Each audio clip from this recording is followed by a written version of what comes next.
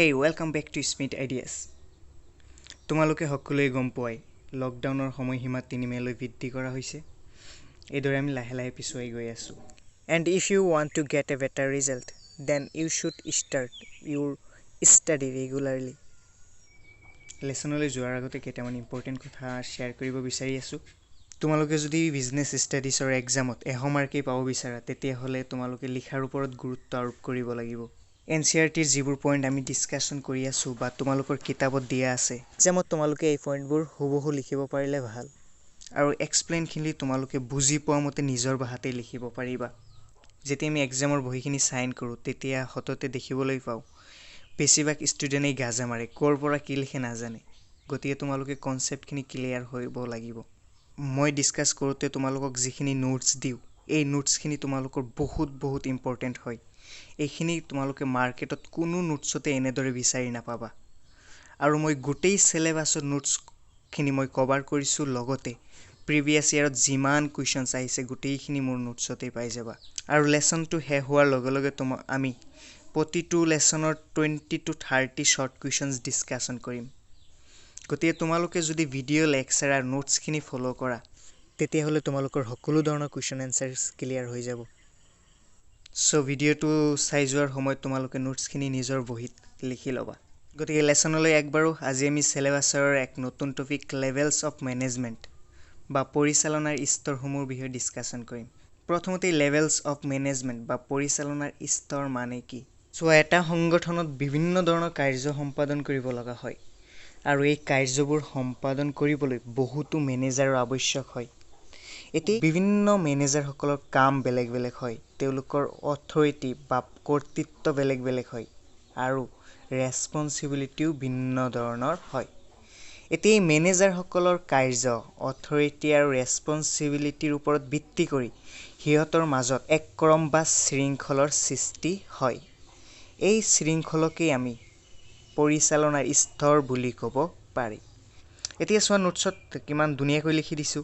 সংগঠনৰ বিভিন্ন স্থানৰ ব্যক্তিসকললৈ প্ৰদান কৰা কৰ্তৃত্ব আৰু দায়িত্বৰ প্ৰসাৰ আৰু পৰিমাণৰ ভিত্তিত জ্যেষ্ঠ অধীনস্থৰ সম্পৰ্কৰ শৃংখলৰ সৃষ্টি হয়। এই শৃংখল বা ক্ৰমকেই পৰিচালনাৰ স্তৰ বুলি কোৱা হয়। আমাৰ সমাজত বিভিন্ন ব্যক্তিক ধনী, মধ্যবিত্ত বা দৰিদ্ৰ এই 3 ভাগত ভগাব পাৰি। কিন্তু ধনীবোৰৰ মাজতো বহুত ভাগ আছে, দৰিদ্ৰৰ মাজতো বহুত ভাগ আছে। তেনেদৰে এটা সংগঠনত বিভিন্ন ধৰণৰ লেভেল আছে। কিন্তু আমাৰ কিতাপত পৰিচালনাৰ স্তৰক প্ৰধানকৈ 3টা ভাগত ভাগ কৰা হৈছে আৰু এই 3টা হ'ল টপ লেভেল মেনেজমেণ্ট বা শীৰ্ষ স্তৰৰ পৰিচালনা, দ্বিতীয়তে হ'ল মিডল লেভেল মেনেজমেণ্ট বা মধ্যম স্তৰৰ পৰিচালনা আৰু তৃতীয়তে হ'ল ছুপাৰভাইজাৰী লেভেল বা কাৰ্যকৰণ বা নিম্ন স্তৰৰ পৰিচালনা। আমি যে এই পৰিচালনাৰ 3টা স্তৰ পালোঁ, এই 3টা স্তৰৰ প্ৰতিটো স্তৰৰ কাৰ্যাৱলীসমূহ কি কি? ইয়াৰ ওপৰত আমাৰ এক্সামত 5 মাৰ্কৰ কুৱেশ্যন আহে। গতিকে আমি 3টা লেভেলৰ মেনেজাৰসকলে কি কাম সম্পাদন কৰে তাক আমি জানিব লাগিব। এতিয়া তোমালোকে পৰৱৰ্তী ভিডিঅ'ৰ ন'টিফিকেশ্যনসমূহ যাতে পাই থাকিব পাৰা তাৰ কাৰণে চেনেলটো ছাবস্ক্ৰাইব কৰি লোৱা আৰু ভাল লাগিলে লাইক কৰি দিয়া। প্ৰথমতেই হ'ল আমাৰ টপ লেভেল মেনেজমেণ্ট বা শীৰ্ষ স্তৰৰ পৰিচালনা, যাক এডমিনিষ্ট্ৰেটিভ লেভেল বা প্ৰশাসনিক স্তৰ বুলিও আমি জানো। এই স্তৰৰ মেনেজাৰসকলে গোটেই সংগঠনৰ বাবে দায়বদ্ধ হৈ থাকে। সংগঠন লাভত গৈ আছে নে সংগঠনত কি প্ৰব্লেম হৈছে, অভাৰঅল সংগঠনৰ দায়িত্ব সিহঁতৰ হাতত থাকে। আৰু এই টপ লেভেলত থকা পজিশ্যনসমূহ হ'ল চেয়াৰমেন, প্ৰেছিডেণ্ট, MD বা মেনেজিং ডিৰেক্টৰ বা CEO। এতিয়া তোমালোকলৈ এটা প্ৰশ্ন, CEOৰ ফুল ফৰ্ম কি? তাক কমেণ্টত উল্লেখ কৰিবা। লগতে চিফ অপাৰেটিং অফিচাৰ্ছ ইত্যাদি। লগতে এটা সংগঠনত যিবোৰ বিভিন্ন বিভাগ থাকে, ফাইনেন্সৰ ডিপাৰ্টমেণ্ট, মাৰ্কেটিং ডিপাৰ্টমেণ্ট, ইহঁতৰ আটাইতকৈ হেডজনক লৈ এই টপ লেভেল মেনেজমেণ্ট গঠন হয়। উদাহৰণস্বৰূপে ফাইনেন্সৰ আটাইতকৈ head CFO, chief finance officer বা মাৰ্কেটিঙৰ ভাইচ প্ৰেছিডেণ্ট আদিসকলে শীৰ্ষ স্থানত অৱস্থান কৰে। এতিয়া এই শীৰ্ষ স্তৰৰ মেনেজমেণ্টৰ কাম কি? এতিয়া এই টপ লেভেল মেনেজমেণ্টৰ কাম বহুতো আছে, কিন্তু আমি এক্সামৰ কাৰণে জাষ্ট 5টা পইণ্টহে ডিছকাশ্যন কৰিম। এই টপ লেভেল মেনেজমেণ্টৰ এক প্ৰধান কাম হ'ল গোটেই সংগঠনৰ বাবে উদ্দেশ্য নিৰ্ধাৰণ কৰা, যে সংগঠনটোৰ উদ্দেশ্য কি। উদাহৰণস্বৰূপে সন্মুখৰ 5 বছৰত বা 1 বছৰত কিমান শতাংশ মাৰ্কেট দখল কৰিব, বা এইবাৰ চেলছৰ টাৰ্গেট বা পৰিমাণ কিমান হ'ব ইত্যাদি। দ্বিতীয় কাম হ'ল এই যে যিবোৰ উদ্দেশ্য নিৰ্ধাৰণ কৰিছিল, এই উদ্দেশ্যসমূহত কিদৰে উপনীত হ'ব তাৰ কাৰণে আঁচনি আৰু পলিচি নিৰ্ধাৰণ কৰে। টপ লেভেল মেনেজমেণ্টৰ পৰৱৰ্তী কাৰ্য হ'ল সংগঠনটো চলাই লৈ যোৱাৰ কাৰণে যিবোৰ ৰিচ'ৰ্চ লাগিব, যেনেকুৱা বিল্ডিং, লেণ্ড, ডাঙৰ বিদেশৰ পৰা অনা মেচিন আদিক একত্ৰিত কৰি দিয়া। টপ লেভেল মেনেজমেণ্টৰ আন এক কাম হ'ল সংগঠনৰ যিবোৰ বিভিন্ন ধৰণৰ ব্যক্তি আছে আৰু বিভিন্ন ধৰণৰ বিভাগ আছে, এই বিভাগসমূহৰ ওপৰত এক সামগ্ৰিক নিয়ন্ত্ৰণ বজাই ৰখা। পঞ্চমতে, গোটেই সংগঠনক কেনেকৈ বিকাশ কৰিব পৰা যায় তাৰ কাৰণে ব্যৱসায়িক পৰিৱেশৰ ওপৰত চকু ৰখা আৰু সেইমতে ব্যৱসায়িক পৰিৱৰ্তন কৰা বা ৰূপ দিয়া। উদাহৰণস্বৰূপে দেখা পালে যে বিদেশৰ পৰা কোনো কম্পিটিটৰে ব্যৱসায় কৰিবলৈ আহি আছে, গতিকে সেই ব্যৱসায়ৰ লগত কিদৰে মোকাবিলা কৰিব পৰা যায়।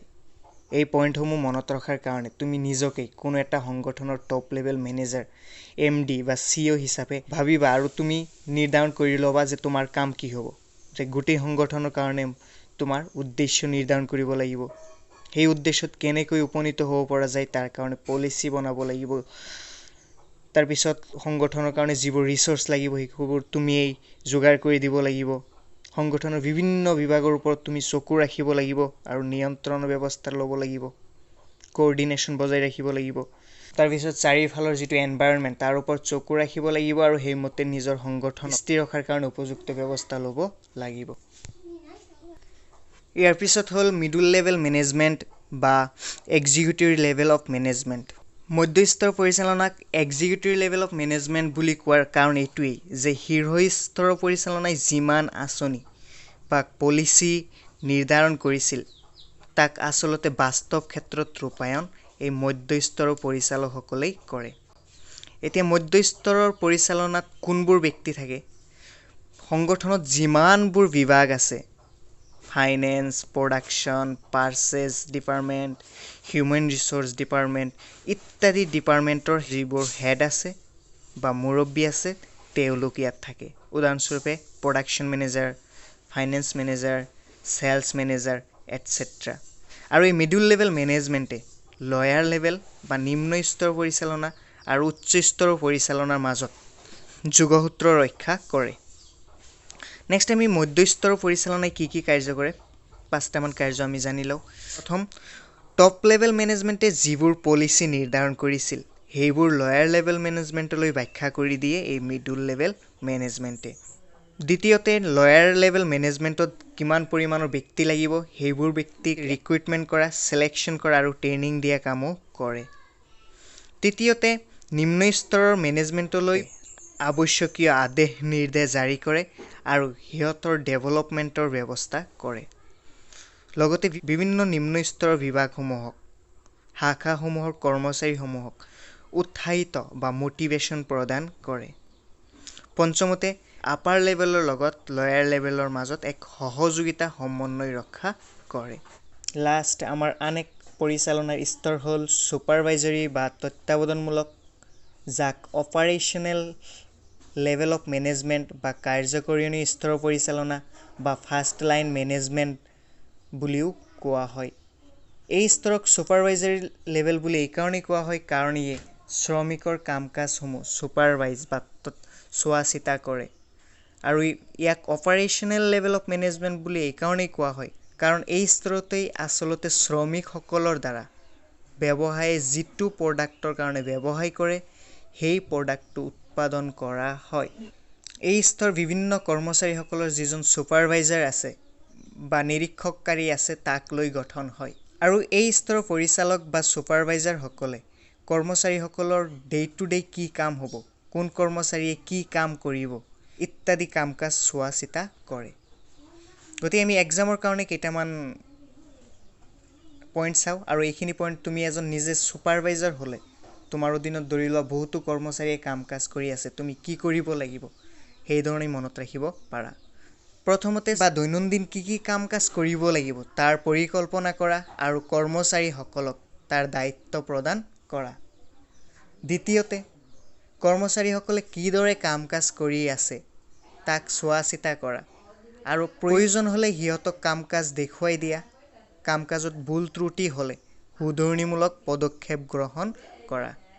তৃতীয়তে, শ্ৰমিকসকলে যাতে এটা উপযুক্ত কৰ্ম পৰিৱেশ পায়, সিহঁতৰ কাম কাজৰ মাজত যাতে ডিচিপ্লিন থাকে, সিহঁতৰ মাজত যাতে কোনো কাজিয়া নহয় তাৰ কাৰণে ব্যৱস্থা গ্ৰহণ কৰা। নেক্সট, শ্ৰমিকসকলৰ যিবোৰ ওজৰ আপত্তি বা সমস্যা আছে সেইবোৰ সমাধান কৰা আৰু প্ৰয়োজন হ'লে ওপৰৰ স্তৰৰ পৰিচালনাক অৱগত কৰোৱা। নেক্সট, শ্ৰমিকসকলে দৈনন্দিন কাম কাজ চলাই লৈ যোৱাৰ কাৰণে পৰ্যাপ্ত পৰিমাণৰ আহিলা পাতি, কেঁচা সামগ্ৰী, মেচিন মেৰামতি আদিৰ ব্যৱস্থা কৰা যাতে সুকলমে কামসমূহ চলাই লৈ যাব পাৰে। পঞ্চমতে, শ্ৰমিকসকলৰ পৰা কেনেকৈ বেছিকৈ কাম কাজ আদায় কৰি ল'ব পৰা যায় তাৰ কাৰণে সিহঁতক উৎসাহিত কৰা আৰু শ্ৰমিকসকলৰ পৰা পৰামৰ্শ গ্ৰহণৰ ব্যৱস্থা কৰা। ইয়াৰ উপৰি আৰু বহুতো কাম কাজ আছে, কিন্তু আমি এক্সামৰ কাৰণে 5টামান পইণ্ট চালেই হ'ল। জাষ্ট যেতিয়া যি স্তৰৰ কাম কাজ তোমালোকে পঢ়িবা সেই স্তৰত নিজকে বহাই ল'বা যে মই মিডল লেভেলৰ এজন মেনেজাৰ বা লয়াৰ লেভেলৰ এজন মেনেজাৰ, এতিয়া মই কি কাম কৰিব লাগিব আৰু তোমালোকে এই কামখিনি নিজৰ লগত মিলাই ল'বা, তেতিয়া মনত ৰখাৰ কাৰণে সুবিধাজনক হ'ব। নেক্সট ক্লাছত আমি এটা important topic function of management discuss কৰিম আৰু ভিডিঅ'টো কেনে লাগিল কমেণ্টত উল্লেখ কৰিবা, লগতে লাইক কৰিবা আৰু তোমাৰ ফ্ৰেণ্ডছসকলক অৱগত কৰিবা, কিয়নো যিমানে ভিউজ বাঢ়িব সিমানেই মই মটিভেট হ'ম তোমালোকক আৰু বেটাৰ কোৱালিটিৰ ক্লাছ প্ৰদান কৰিবলৈ।